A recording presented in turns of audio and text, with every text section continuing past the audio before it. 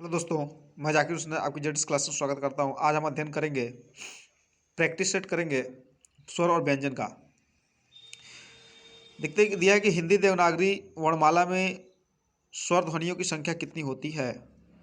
हिंदी की देवनागरी वर्णमाला में स्वर ध्वनियों की संख्या जो होती है कितनी होती है, तो ये होती है 11। नेक्स्ट दिया कि इनमें से संयुक्त अक्षर कौन सा है, तो अ तो स्वर है, ये 3 ऐसे ही अंक है और आ गया है। जबकि संयुक्त अक्षर ऐसे ऐसे होते हैं जो दो स्वरों से मिलकर के बने होते हैं, तो संयुक्त दे दिया यहाँ पे ए होगा। अगला दिया विसर्ग को आप किस वर्ग में रखते हैं। विसर्ग विसर्ग को किस में रखते हैं, तो व्यंजन में रखते हैं। अगला कौन सा व्यंजन जो है दंत्य नहीं है, तो दंत्य में जो आता है ध। नेक्स्ट दिया कौन सा व्यंजन मूर्धन्य नहीं है, ड, ढक्कन ड, ठ, ट या छ। कौन सा मूर्धन्य नहीं है, तो मूर्धन्य में आएगा ढ। नेक्स्ट दिया है कि कौन सा व्यंजन नासिक्य है। नासिक्य का मतलब जो मुख और सॉरी नाक से बोली जाती है, तो ये है म। संयुक्त व्यंजन ज्ञ किन दो ध्वनियों को मिलने से बनता है, तो ज ध्वनि य, ये भी गलत नहीं हो, ये भी नहीं होता है। ग ध्वनि य, ये भी नहीं होता है। ज ध्वनि य, ज ध्वनि य से मिलता है ज्ञ। छ को किन दो ध्वनियों के संयोग से बनाया गया है, ध छ, क्षत्रिय छ। क्षत्रिय छ जो होता है आधा क होता है और पूर्ण स होता है। कौन सा व्यंजन महाप्राण नहीं है, तो महाप्राण जो है यहाँ पे जो है हम देखेंगे इसमें कि महाप्राण जो होता है वह कौन सा नहीं होता है, तो ये जो है क। उसके बाद इनमें से अल्प प्राण वाला व्यंजन कौन सा है। अल्प प्राण जिसको बोलते समय क्या होती है, मुख से कम हवा निकलती है, च। अब देखिए किस ध्वनि के उच्चारण में नासिका से अधिक और मुख से कम सांस बाहर निकलती है, तो ये होता है, इसको बोलते हैं हम अनुनासिक बोलते हैं। इनमें से उच्छिप्त व्यंजन कौन सा है, तो ड और ढ होता है।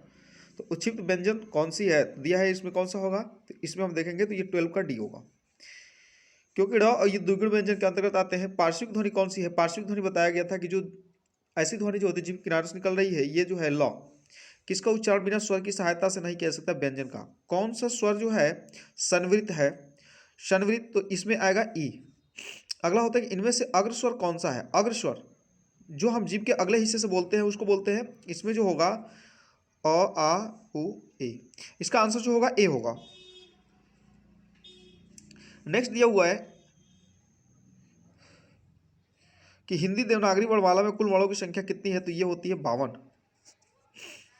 देख सकते हैं कार्य के वर्गीय व्यंजन की संख्या देवनागरी में कितनी होती है, तो ये होती है 25, 25 होती है। नेक्स्ट देखिए वह छोटी से छोटी मूल ध्वनि जिसके खंड न किए जा सके उसे क्या कहते हैं, तो वर्ण कहते हैं। उच्चारण के स्थान के आधार पर व्यंजनों को कितने वर्णों में बांटा गया है, तो उच्चारण के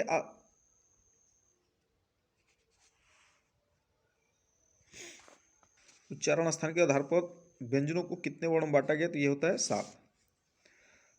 त्र किन दो ध्वनियों के मेल से बना है, तो त हाफ त होता है पूरा र। इनमें से प्रकंपित व्यंजन कौन सा है, तो ये होगा आपका प्रकंपित, जो कंपन के साथ निकलती है, तो ये जो ध्वनि होती है ये होती है आपकी र। किस व्यंजन को अर्धस्वर कहा गया है, तो अर्धस्वर जो कहा गया है य र ल व को अर्धस्वर कहा गया है, जिसमें से वह जो है एक है। इसमें ह को किस वर्ग में रखेंगे, तो ह जो है संघर्षी है, चूंकि ह जो है ये अंतस्थ व्यंजन है, लेकिन जब यहाँ पे अंतस्थ न दे करके संघर्षी दिया होता है, इसलिए जो है संघर्षी होगा। दंत्य वर्ग का व्यंजन कौन सा नहीं है, दंत्य वर्ग करे कि जिसको दांत वाले से नहीं बोलते हैं, दंत्य, तो ये जो होता है त होगा, सॉरी त नहीं ग बोलेंगे, इसमें क्या होगा, ग होगा। उसमें दिया कि इस इनमें से उष्म व्यंजन कौन सा नहीं है, तो स श श, ये तीनों उष्म व्यंजन होते हैं। छ जो है हमारा ये उष्म व्यंजन नहीं है। तालव्य व्यंजन जिसको तालु से हम बोलते हैं, तालु से उसको बोलते हैं सेकेंड वर्ग को जो है क वर्ग और च वर्ग, तो इसमें जो होता है क वर्ग और च वर्ग को जो बोलते हैं, च वर्ग को हम तालु से बोलते हैं। तो इसमें देखेंगे कौन सा जो है तालव्य व्यंजन, सॉरी तालव्य व्यंजन है, तो ये तालव्य व्यंजन जो होगा छ।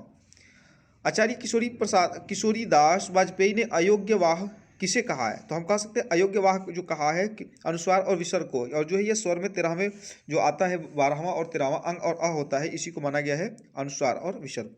कौन सा स्वर जो है विवृत है, तो विवृत के लिए देखते हैं कि विवृत के लिए जो आपका होगा ए है कि उ है कि अ या आ, तो ये होता है उ। नेक्स्ट ये कौन सा स्वर अर्धविवृत है, तो इसका होता है अ।